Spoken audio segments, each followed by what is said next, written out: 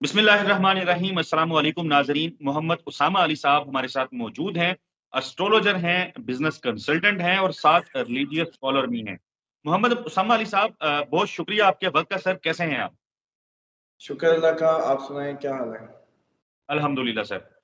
Sir, बुनियादी और पहला सवाल मेरा एस्ट्रोलॉजी से मुतालिक है और वो सवाल ये है कि एस्ट्रोलॉजी, एक तो लोगों को थोड़ा सा बताएं कि ये है क्या, और एस्ट्रोलॉजी मेरे जैसा शख्स या हमारे जो नाजरीन हैं उनकी जिंदगी कैसे बदल सकती है, कैसे असरअंदाज होती है एस्ट्रोलॉजी उनके ऊपर, वो कैसे इससे फायदा उठा सकते हैं?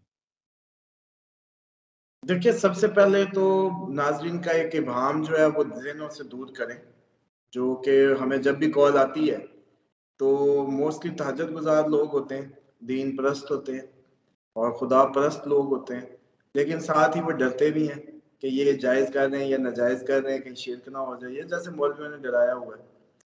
तो उसके लिए तो आपके प्रोग्राम के पिछले किसी प्रोग्राम के तवज्जुद से भी और हर प्रोग्राम में मैं ये चैलेंज कर चुका हूँ कि भाई कोई भी अपने किसी भी सेक्ट का फतवा लिखवा के इसके खिलाफ ले आए और इनाम हासिल करे, ताकि ये बिल्ली जो है ना थैले से एक दफ़ा ही बाहर आके फिर हम इसका बंदोबस्त कर दें।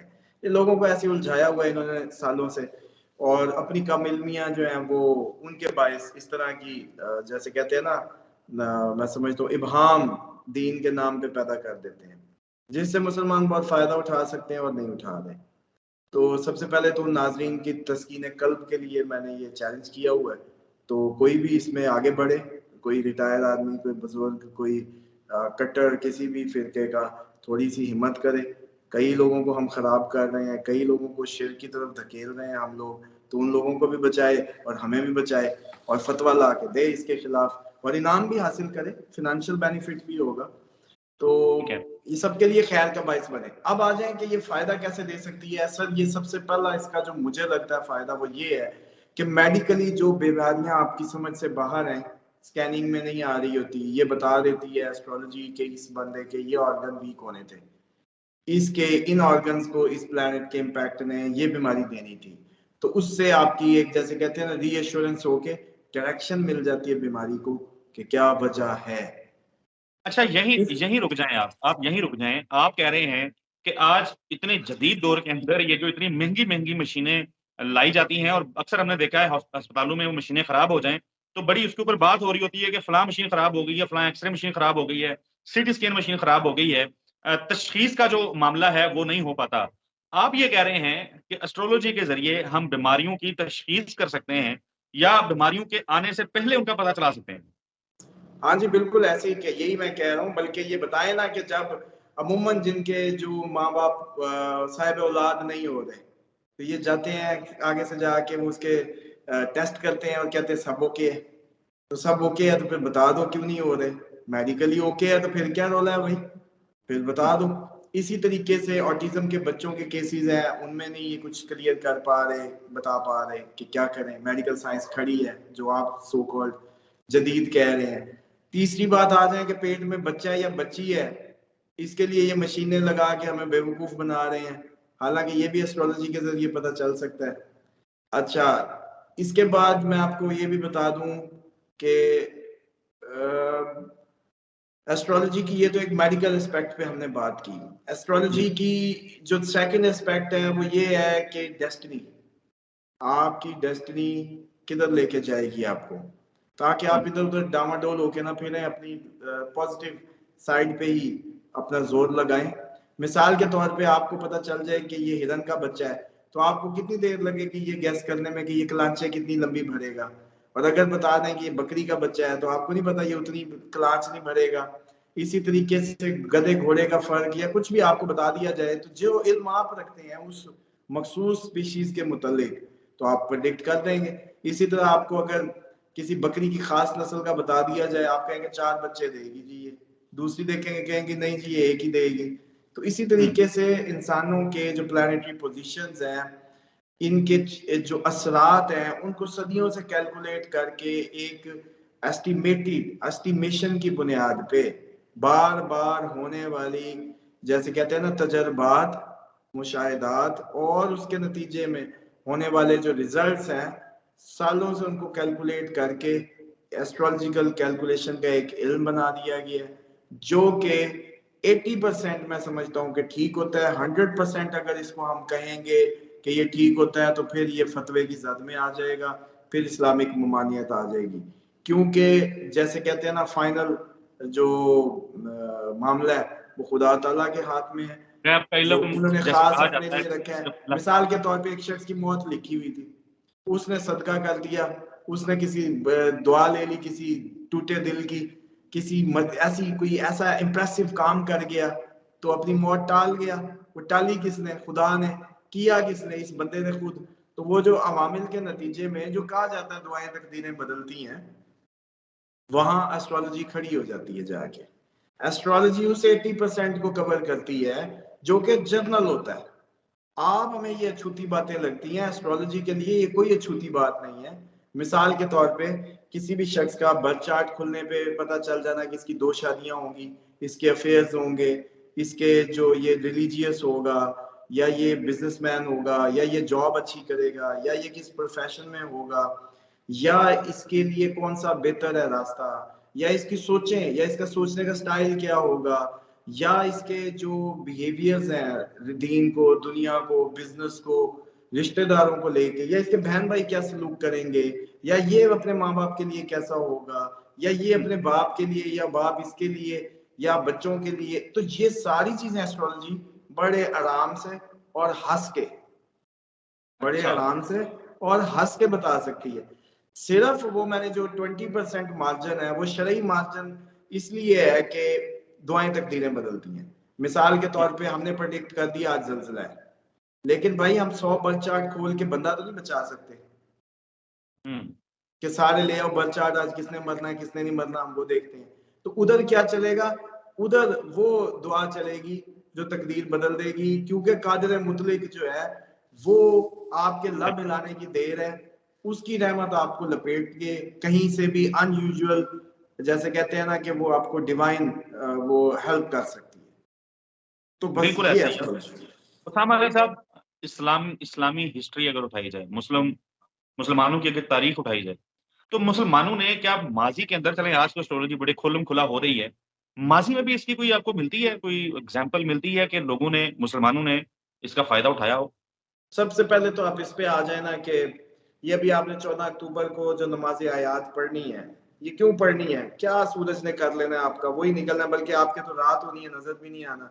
तो ना पढ़े नमाज आयात, क्यों पढ़नी है? केड़ी ऐसी खुदा की निशानी है, या क्या इतनी आफत आ गई है जिसकी वजह से अब आपने मुसल्ले पे खड़े होना है? क्योंकि ये आफत के लिए 5 रकूओं वाली नमाज है, इसका मतलब है कि माजी में इसका कुछ मिलता है। दूसरा, कमरदर अकरब के मुतालिक रिवायात में मौजूद है अहले बैत की। तीसरा, चांद पे क्यों चलते हैं? रोजे चांद की पहली तारीखों में क्यों रखे जाते हैं? अगर चांद के कोई असरात नहीं है तो चांद से मामलात कर रहे हैं, सिर्फ मून से करते हैं ये। अच्छा, उसके बाद ये तो पुराना मैं आपको बैकग्राउंड बता रहा था कि जो हमारी इस्लामिक उसमें मिलता है, चांद के हिसाब से चलना, चांद के असरात, कोई बातें करना, या हजामा है चांद की 14 को क्यों करूं जी? क्या जरूरी है 14 को? क्यों? क्योंकि उन दिनों चांद खून को जैसे कहते हैं अट्रैक्ट कर रहा होता है, ब्लड फ्लो तेज होता है। तो 14, 15, 17 को अगर करेंगे तो खून तेज होगा, तो इसीलिए जो गंदा खून है वो निकालना, इसका हजामे का अमल बहुत अच्छा हो जाएगा। क्यों? क्योंकि चांद असर कर रहा है। चांद के असर का पता है, मार्स के असर का नहीं पता। मार्स नजर नहीं आ रहा, वरना आपको पता हो कि वो खून को गर्म कर रहा है, ये दिमाग को गर्म करता है। मार्स आपके ब्रेन को अफेक्ट करता है।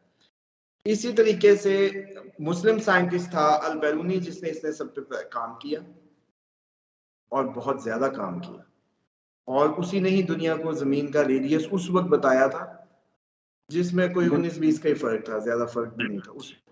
तो अल बैरूनी ने इस पे बहुत अच्छा काम किया। मुसलमानों को तो यार अभी तक मैं चलो कहता हूँ ना, ये फतवा लाए, इनको जिंदगी में ही पता चल जाएगा कि और इनके साथ कितने ब्लंडर होंगे।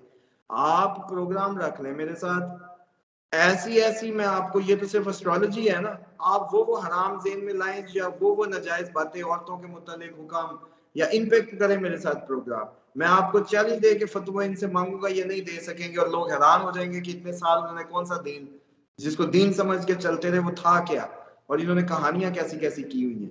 तो एस्ट्रोलॉजी एक फोरकास्ट लेने का, प्रिकॉशनरी मैयर लेने का, एक राइट डायरेक्शन में वो अमल करने का सिमत में।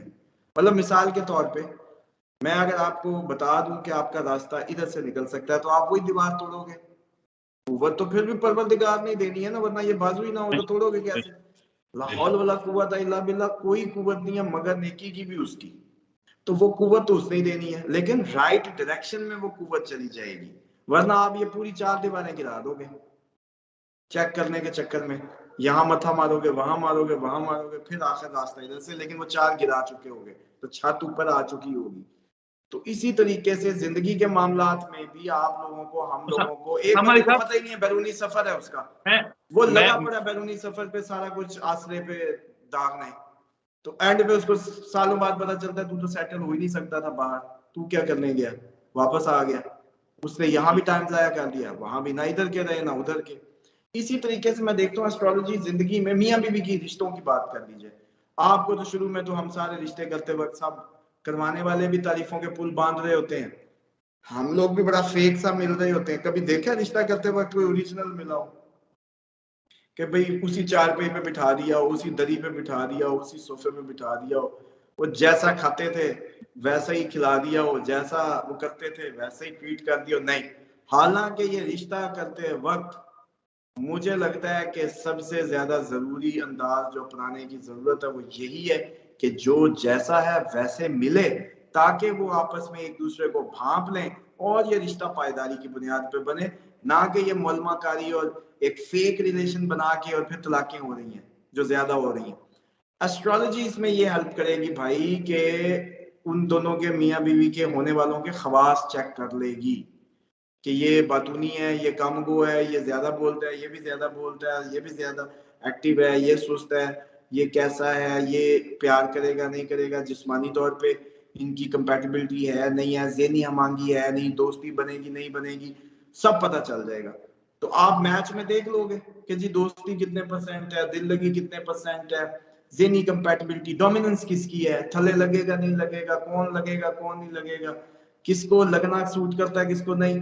तो असल बात ही ये है कि ये जो सारा मैटर है ना इसका, वो एस्ट्रोलॉजी सारा कवर कर सकती है। तो कई तलाके बच जाएं और हमारे कोई साथ यहीं दुखी पे ना हो रिश्ते करके, और ना ही ये यहीं पे पेरेंट्स फिर बाद में ये गम लें बेटियों के बेटों के। बिल्कुल ठीक है। यहीं पे मुझे एक सवाल, हम इस वीडियो को कंक्लूड चूंकि करना है, सिर्फ ये बता दीजिए कि ये मुख्तलिफ हमने देखा है अलूम आजकल जिस पे बात हो रही होती है, हमने देखा है कुछ टैरो कार्ड रीडर्स भी मौजूद हैं, ये फाल शाल निकालने के भी सिलसिले हमने देखे हैं, एस्ट्रोलॉजी भी देखी है, पामिस्ट्री भी देखी है। तो इन ये मुख्तलिफ किस तरीके से हैं सारे अलूम, और इसमें एस्ट्रोलॉजी जो है उसकी एक्यूरेसी ज्यादा क्यों है? देखिए इस्लाम ना हर उस इल्म को प्रमोट करता है जो ज़हनी सलाहियतों के मरहूने मिन्नत हो, इंसान की जैसे कहते हैं कैलकुलेशंस पे मबनी हो, लॉजिकल हो, उसकी कोई रीजनिंग हो, तो वो इस्लाम उसको डिनाइल में नहीं डालता या डिस्करेज नहीं करता। हाँ, इस्लाम हर उस इल्म को डिस्करेज करता है जो तुक्के की बुनियाद पे हो, जिसके पीछे कोई ग्राउंड ना हो, जिसके पीछे कोई वर्किंग ना हो, कोई रीजनिंग ना हो, ना लॉजिक ना हो, क्योंकि इंसान की फलाह रिस्क पे चली जाती है। इंसान की अंडरस्टैंडिंग को जैसे कहते हैं ना कि गलत करना या उसको कंफ्यूज करना इस्लाम सही नहीं समझता। समझ है, इसीलिए आप लोगों के ज़हनों की खातिर, आप लोगों के ज़हनों की खातिर, इनको सलामत रखने की खातिर शराब हराम हुई है। वरना खुदा को क्या, आप नशे में सारा दिन नंगे फिरते रहे, उल्टी कलाबाजियां लगाए, खुदा को क्या पहुंचता है? उसकी जात को जरा सा भी फर्क नहीं है। आप बेशक सारे के सारे शराब में गुल गुपाड़े करें, उस तक आप वो बेनियाज है, काबिल मतलब उस तक कोई मसला नहीं। बेशक। आपको म्यूजिक का हिजान, आपके अंदर हिजान पैदा करता है, दिमागी हिजान। आपने देखा दिमाग बड़ा हाई हो जाता है हाई म्यूजिक सुन के, लो सुन के लो हो जाता है, ये भी नशे की तरह असर करता है। आपको बता दूं, खुदा को फिर कुछ नहीं पहुंचता, आपके चर्च के सूटे नहीं पहुंचते उधर, उसके धुएं नहीं पहुंचते, लेकिन वो आपके दिमाग को चाहता है कि मेरे बंदे का दिमाग हर टाइम एक्टिव चाहिए मुझे। सो इस दिमाग की एक्टिवनेस के खिलाफ, इसको कंफ्यूजन में डालने वाला कोई भी चीज, इसके ज़हनी सलाहियत को हिट करने वाली कोई भी चीज, कोई भी इल्म इस्लाम प्रमोट नहीं करता। इसीलिए फाल निकालना ममनू है, क्योंकि वो एक तुक्के की बुनियाद पे है, उसके पीछे साइंटिफिक रीजन नहीं है, ये आ गया या वो आ गया। ठीक है। पामिस्ट्री एक इल्म जरूर है, लेकिन पामिस्ट भी अगर 100% दावा कर देगा तो वो भी गलत हो जाएगी। लेकिन पामिस्ट्री आपकी ओवरऑल लाइफ को कवर करती है, डे टू डे परसूट पे उसकी बात करना नहीं बनता। बल्कि ये जितने चैनल्स वाले इनको पामिस्ट हजरात को लेते हैं और डेली की मालूमात पे बातें करते हैं, कल क्या होगा, परसों क्या होगा, तो पामिस्ट की बला जाने के कल क्या होगा, परसों क्या होगा। मतलब वो तो हाथ पूरा इतना सा हाथ है, इंचेस में इसको ईयरली तकसीम करें, ये 1 ईयर बना हमारे हाथ का, ये 60 मिसाल है, तो इसी के पीसीस करके 2-2 3-3 साल का भी करें, तो इसके अंदर महीना और दिन कैसे हिलाना है निकालना है वो तो बताएं। तो दिन महीने को कवर नहीं कर सकती, ईयरली फोरकास्ट दे सकती है, लेकिन इस बात के साथ कि वल्लाह आलम, वो जैसे कहते हैं ना कि ये 100% नहीं है, 80% है। 80% क्या है कि केमिस्ट्री भी राइट है, लेकिन बाकी इसके अलावा जो तुक्के की बुनियाद पे अगर कोई इल्म है या लूम है, वो कुछ भी हो, वो इस्लाम उनको सपोर्ट नहीं करता। बिल्कुल ठीक है उसामा अली साहब, बड़ी ज़बरदस्त इंटरेस्टिंग किस्म की गुफ्तगू हमने एस्ट्रोलॉजी के हवाले से की है। उम्मीद है हमारे नाज़रीन के लिए बड़ी मुफ़ीद रही होगी। मुस्तकबिल में भी हम इस प्लेटफ़ॉर्म पे ऐसी वीडियोज़ करते रहेंगे इंशाल्लाह, ताकि ज़्यादा से ज़्यादा लोगों को जो है हम इन्फॉर्मेशन जो है पहुँचा सकें। रिलीजियस स्कॉलर हैं आप, तो हम कोशिश करेंगे कि हमारे इस्लाम के हवाले से बहुत सारे जो मसाइल हैं, बहुत छोटी-छोटी चीज़ें हैं, जिसको लोगों ने, अवाम ने बड़ा हवा बनाया हुआ है, या हमारे मस्जिद के मौलवी ने किसी मजबूरी की खातिर उन मामलात को दुरुस्त तरीके से खोला नहीं हुआ, उस पे भी बात करेंगे। उसामा अली साहब, आपका भी बहुत शुक्रिया और नाज़रीन आपका भी बहुत शुक्रिया। इंशाल्लाह आपसे अगली वीडियो में मुलाकात होगी। तब तक के लिए अल्लाह हाफ़िज़।